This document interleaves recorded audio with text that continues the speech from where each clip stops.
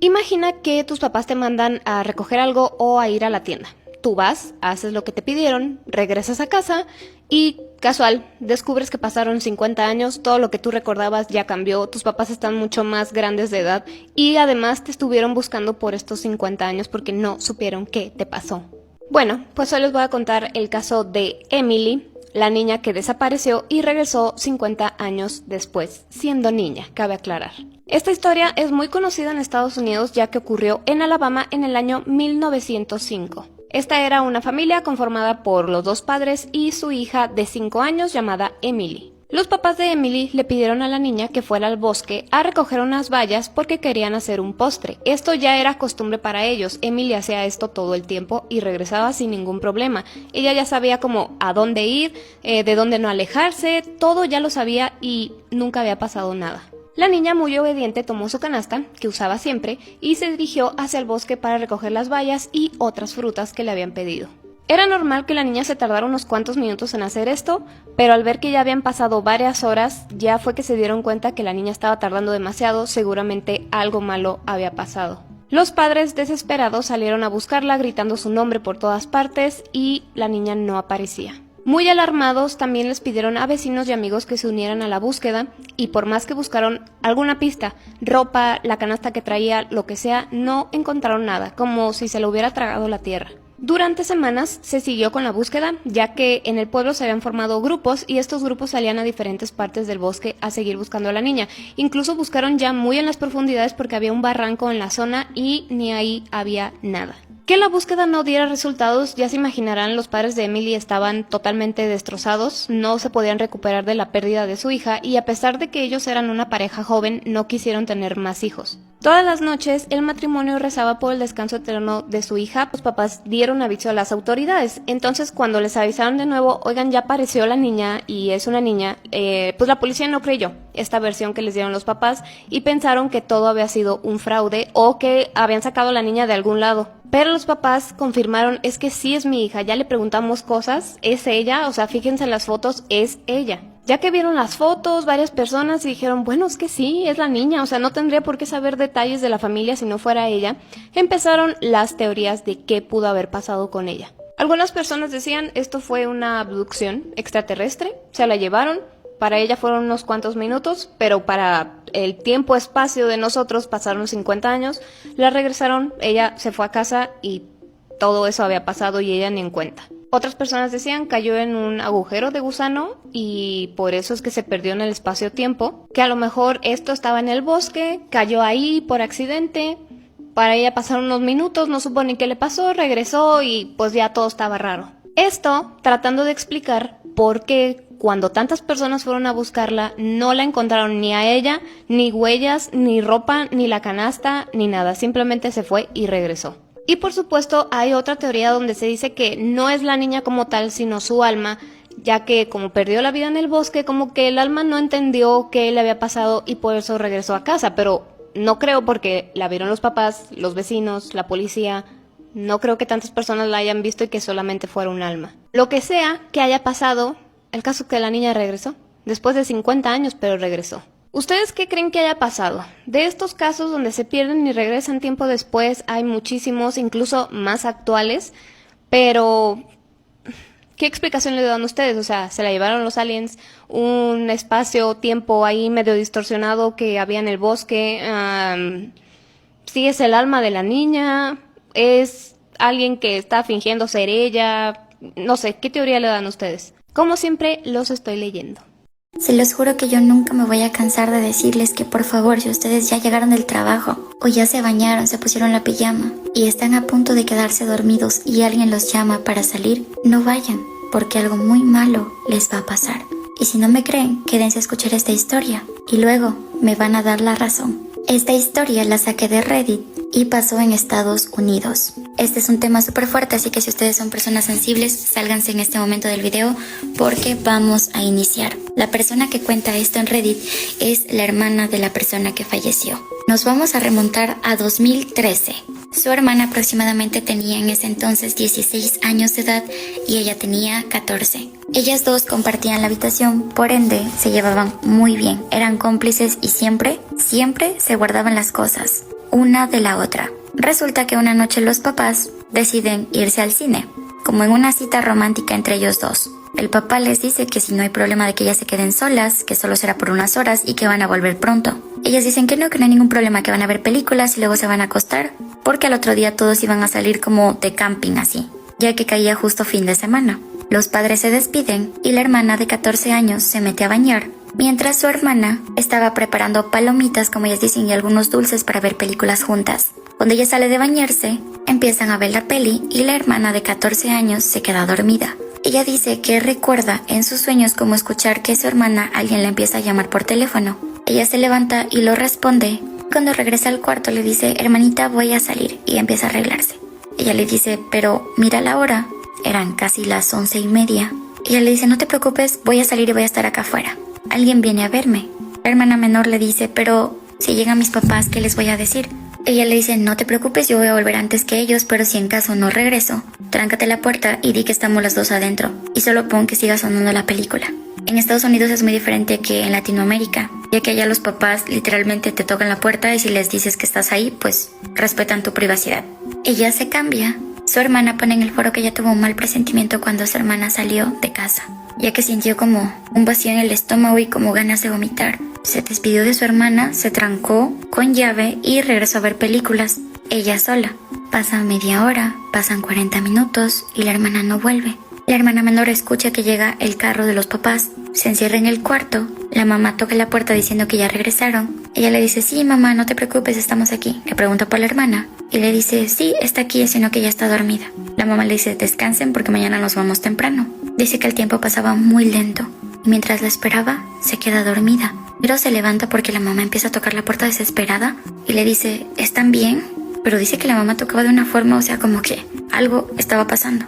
Y ella le dice, sí mamá, por encubrir a su hermana. Ella también está aquí, estamos bien. Ella escucha que detrás de la puerta el papá le dice, ¿ves que todo está bien? Están aquí las dos. Y la señora le dice, es que tengo intranquilidad, algo pasa. Entonces la señora baja y le empieza a llamar a la mamá, como a toda la familia, porque ella sentía eso. Cuando la hermana ve el reloj que tenían en el cuarto, se da cuenta que eran casi las 4 de la mañana y su hermana no había regresado.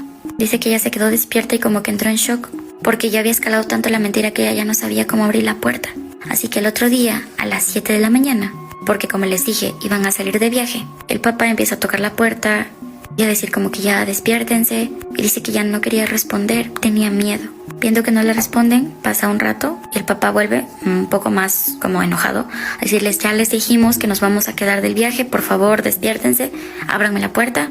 Y viendo que no decían nada, traen una llave que tenían de repuesto, abren la puerta y se dan cuenta que solo estaba la hermana menor ahí. El papá le pregunta que dónde está la hermana. Ella no sabía qué responder. El papá le dice, quiero que me digas la verdad, y la empieza a mover. Es ahí cuando ella empieza a contarles llorando que su hermana se fue ayer en la noche y nunca regresó. La mamá dice que se le desplomó el mundo, se le cayó, porque ella decía, algo le hicieron a mi hija, algo le pasó, yo lo sentí. Es así como empiezan a llamar a la policía y a salir el papá a buscarla con todos los vecinos, a preguntar si la han visto, que si alguien la ve, que por favor. Empiezan a llamar a los compañeros de clases, nadie la ha visto. Empiezan a decir a ella que con quién se fue. Ella le dice que no sabe, que lo único que recuerda es que alguien le estaba pitando afuera. Es así como la policía enciende ya todas las alarmas, empiezan a buscarla. Le piden una fotografía, que se tenían computadora de escritorio, que por favor la dejen ingresar. Ella les dice que alguien la llamó por el teléfono. A pesar de que la buscaban, no la encuentran. La chica del foro dice que si el infierno existe, ella lo vivió en su casa los 2 días después de la desaparición de su hermana, ya que su madre estaba vuelta loca y su padre estaba callado. Dice que ella se sentía muy culpable y que ni siquiera podía verlos a la cara, que solo estaba sentada o en su cuarto acostada. Hasta que llega el 3er día, que ella le dice el encuentro con el diablo. Como a 2 kilómetros de donde ellos vivían, había una iglesia como abandonada y vecinos habían reportado que empezaba a oler feo y que muchos perros empezaron como a entrar a esa casa y salían como masticando cosas y dejaban botando como a las afueras de la calle, ya del pavimento, residuos como de algo. Si son sensibles en este momento, sálganse del video. Cuando va la policía a ese lugar a averiguar qué sucede, la encuentran ahí. Lo más horrible de todo esto es que no estaba completa, así como escuchan, estaba partida a la mitad, de la cintura para abajo. Espérense, porque si creen que hasta este punto llegamos a lo más fuerte, no tienen ni idea. Cuando la policía encuentra ese cuerpo porque no sabían de quién pertenecía, se dan cuenta que adentro los animales, gatos, perros callejeros estaban comiéndosela. Es así que los llaman a ellos y les dicen que tienen que alcanzarlos en la morgue porque se encontró un cuerpo en descomposición con algunas características que dieron ellos de su hija. Cuando ellos recibieron la llamada, no hablaban, no decían nada, estaban como oídos. El papá le dice a la mujer que por favor se lave los dientes, se cambie y que salgan a ver a su hija. Considero que esto fue algo cruel que hicieron con la chica que contaba en el foro, pero la habían llevado para que ella estuviera presente en el momento pues que se reconociera el cadáver. No tanto entrando a verla, a su hermana, sino como quedándose afuera pero viviendo todo esto con los padres, porque les recuerdo que ella también fue víctima de todo eso y ella no tenía la culpa, ya que ella era la hermana menor. Cuando ellos entran, la señora se desmayó y el papá termina de reconocerla porque llevaba como en la tobillera una cadenita que le habían regalado. Es aquí cuando se empieza a conocer qué sucedió esa noche y a tratar de encontrar la parte de arriba de su hermana. Según las investigaciones, su hermana había muerto en eso de las 3 de la mañana, 3:30, casi las 4, justo cuando su madre había sentido que algo no estaba bien. Y no solo eso, se encontró en la parte interna, eso es algo duro, no solo por la parte de adelante sino por la atrás, velas, así como escuchan. Para las personas que no sepan qué son las velas, son de este vuelo las velas. No solo descubren eso, sino que... Cuando tenía 12 años me levanté para ir a la escuela. Era un día normal. Me bañé, me puse mi uniforme y bajé a desayunar con mi familia. Luego de esto mi papá me llevó a la escuela igual que todos los días. Las primeras clases eran mis favoritas y durante el recreo siempre la pasaba muy bien jugando con mis amigos. Pero para cuando llegaba la clase de matemáticas todos ya estábamos muy cansados y aburridos. Solo que este ya era el último día de clases y las clases de matemáticas nos tocaban durante el último periodo. Por lo que todos estábamos en el filo de nuestros asientos, ansiosos por las vacaciones de verano. Además de que al ser el último día no teníamos mucho que hacer. Y mi profesor dijo que como habíamos sido tan buenos alumnos durante todo el año, ese día veríamos una película. Y fue por una televisión del aula de audiovisual. La verdad es que él era un profesor muy bueno. Todos decidimos ver Crepúsculo, pero mientras veíamos la película, de hecho recuerdo el momento exacto. Fue justamente cuando Edward detiene un automóvil que está a punto de impactar a Bella. Fue en ese momento cuando la voz del director se escuchó por las bocinas. Por su voz parecía estar verdaderamente aterrado, lo cual era súper raro ya que él era una de esas personas que parecen no tener emociones. Comenzó diciéndole a los profesores que esto no era un simulacro y que hicieran lo que él decía al pie de la letra antes de comenzar a dar instrucciones. Ordenó que todos se encerraran en sus aulas, guardaran silencio y que no abrieran las puertas para nada. En ese momento sentí escalofrío por todo mi cuerpo, mientras veía cómo mi maestro, quien siempre estaba relajado, seguía con pánico las instrucciones del director, y luego apagaba las luces antes de llevarnos a todos a una esquina del salón. Todos estuvimos ahí en silencio por alrededor de unos 5 minutos antes de que el sonido del aire acondicionado del salón se detuviera, indicando que alguien había cortado la electricidad de la escuela. Volteé a ver a mis amigos y todos estaban asustados. Sabíamos que algo malo estaba sucediendo. Unos minutos después pudimos escuchar a un hombre gritando con todas sus fuerzas. El sonido se escuchaba cada vez más fuerte. 2 de mis compañeras comenzaron a llorar al escucharlo, lo que nos asustó a todos aún más. Mientras el sonido se acercaba más y más, el hombre que lo estaba haciendo comenzó a golpear en las paredes y las puertas de las aulas por donde pasaba, mientras gritaba: "Acabaré con todos ustedes, no dejaré a uno solo". Fue en ese momento en el que empecé a temer por mi vida. El profesor nos hizo señas de que nos calláramos y todos volteábamos a ver a los demás para tratar de entender cómo se sentían. El golpeteo empezó a sonar en la puerta de nuestro salón y una de las niñas que estaba llorando gritó con todas sus fuerzas de lo asustada que estaba.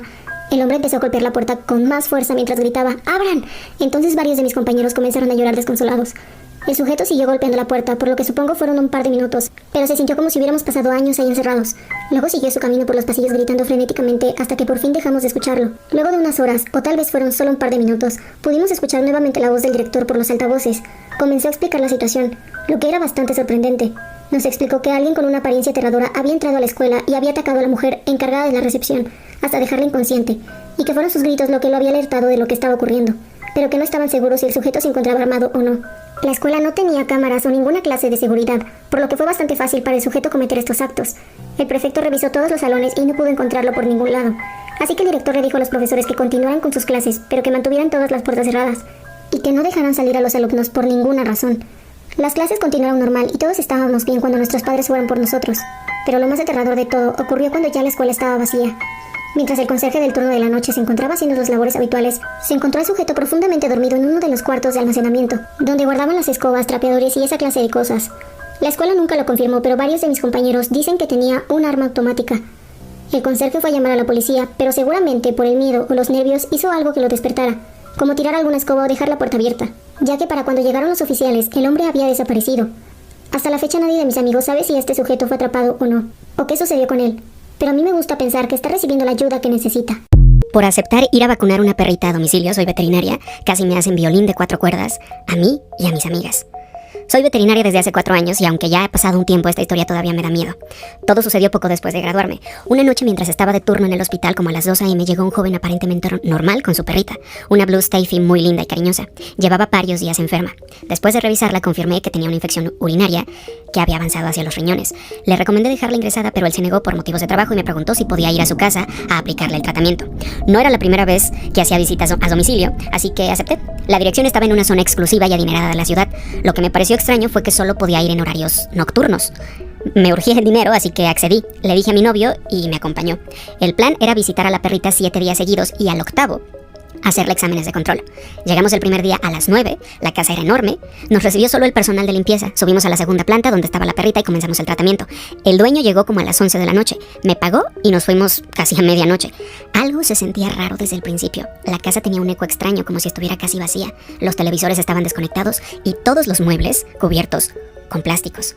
Durante los siguientes 5 días el dueño no se apareció, simplemente dejaba el pago con las empleadas.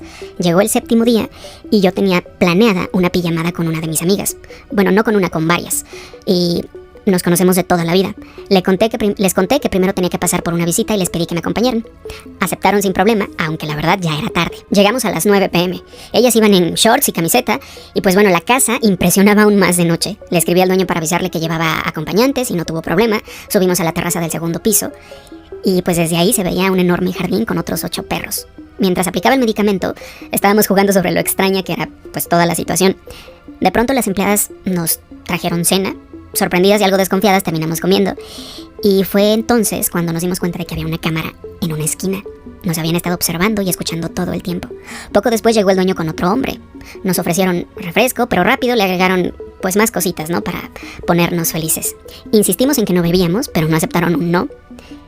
Y empezamos a ponernos muy nerviosas. Eran casi las 11 de la noche y el ambiente se sentía cada vez más pesado. Uno de ellos se levantó a buscar hielo y al voltearse vimos claramente pues un juguete piu, piu, en su cintura. Mis dientes me empezaron a castañar, mis amigas estaban sudando. Intentamos decir varias veces que ya teníamos que irnos, pero algo en su actitud nos decía que no podíamos levantarnos de esa mesa. Entre risas, uno de ellos comentó: «Oye, parece que quieres obligarlas a quedarse». En ese momento lo único que pensaba era: por mi culpa nos van a hacer violín de 4 cuerdas a las 4 y luego van a desaparecernos y nadie se va a enterar. Llegaron las 2 a.m., seguíamos ahí, viéndolos beber y reír, y de repente uno de ellos contestó el teléfono y dijo: «Vengan, tenemos mujeres, hoy nos vamos a divertir». Sentí que me estaba orinando del miedo. Pedí ir al baño para ganar tiempo y el dueño me llevó al de su cuarto. Había otro juguete sobre el lavamanos. Salí inmediatamente, agarré mis cosas y mis amigas entendieron la señal. Nos levantamos, pero no nos dejaban ir. Insistían en que no nos fuéramos. Bajo a buscar el pago y cuando regreso, seguían bloqueándonos la salida. En ese momento, por suerte, salió de otro cuarto la novia de uno de ellos.